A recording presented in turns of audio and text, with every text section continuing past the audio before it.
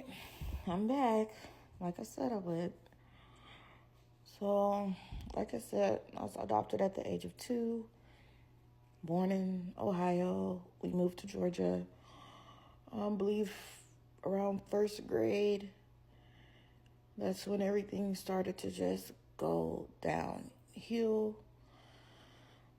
Well, as far as I can remember, anyways, that is. So, the state that me and my sister, one of my sisters, stayed together throughout this journey up until certain teenage years. Don't really remember the movement, any movement before then, but I can say in Georgia was not the best experience at all. I know a lot of people are going to hate me. A lot of people are going to judge me. A lot of people are going to deny things because they were not made aware of this at all. And some are relatives of mine, some are relatives through foster care or adoption, some are relatives of my adoptive parent. So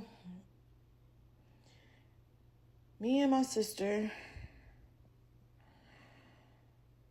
went through a lot. We went through a lot. And if I tell you now that it's affected me, it is definitely affecting me and triggering every aspect of my life right now. Not sure why now all of a sudden it's deciding to affect me. If it's something that I closed out of my life a long time ago and blocked out. But I am currently taking this first step. I am going through trauma therapy. So a lot of things I'm reliving as I go. So, a lot of people might say, well, my parents did that when I was such and such. Well, my parents did that. I made it out okay. I'm fine. Just because your parents did that does not make it right. And it probably doesn't affect you like it may affect another person. And then the people that you replaced in their care. They were supposed to provide a safe environment for us. A very safe environment. Not a worse environment than the one we came out of in the first place. So all I see is evilness throughout my adoptive parents. Like, it was just straight evilness. Like, I don't know if you all know, but it's like a wide, like, type of police belt. I call it like one of those wide leather belts, like wide. So it got cut in like slits like that, right? So I used to get beat, man, over the smallest things. Why you break the arm off your baby doll? Do you know how much the arm on that baby doll cost? Do you know, like, why? Did you do it because you wanted to? I don't know if anyone's ever been to jail. I have not, but if you have, or if you've watched it on TV, you know that you're getting put through an interrogation.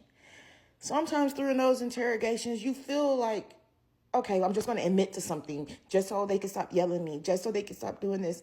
Eventually, you admit to things that you did not do. And that's kind of how I look at it with my adoptive parents, like admitting to certain things. Like, who gets beat over breaking their freaking baby doll?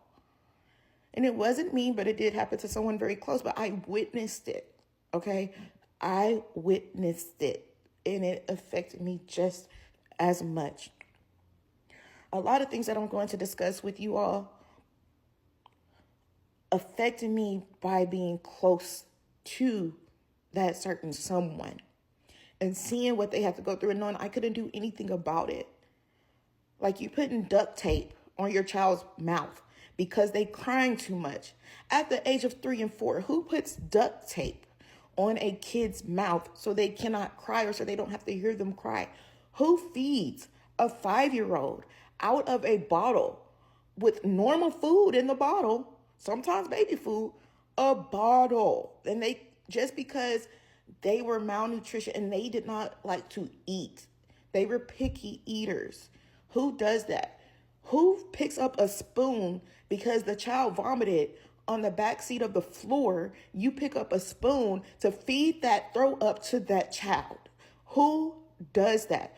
Who gets a knife, no matter if it's a cutting knife or a butter knife? Who puts that up to their child's arm, their wrist, and act like they're going to slit their wrist? Who freaking does that? Okay? Like, there's so many different things.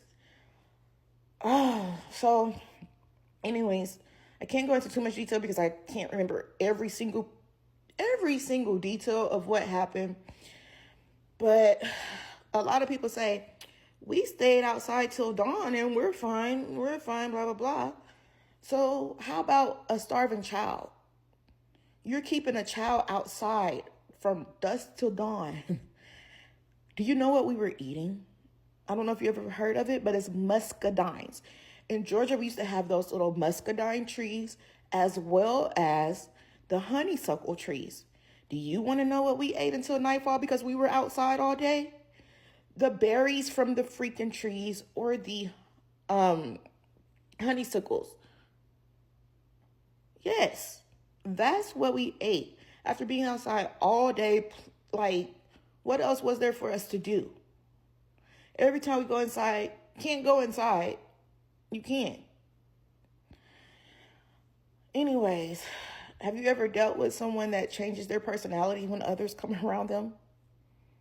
Like, they pretend to be the most nicest person. Like, they've done no wrong.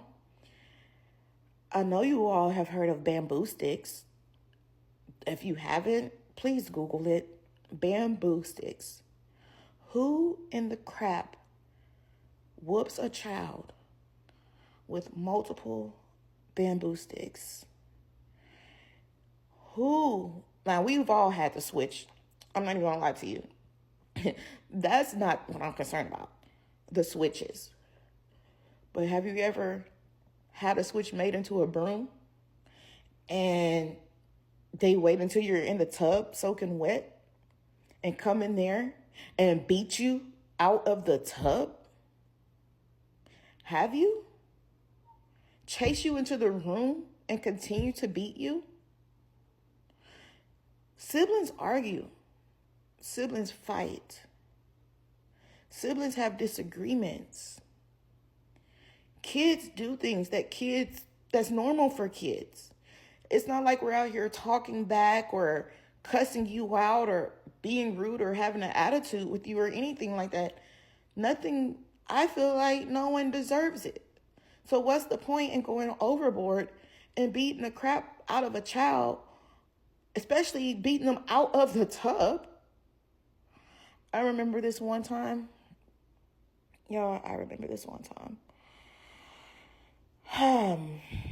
Me and my sister, I believe, me and my sister, we were in our room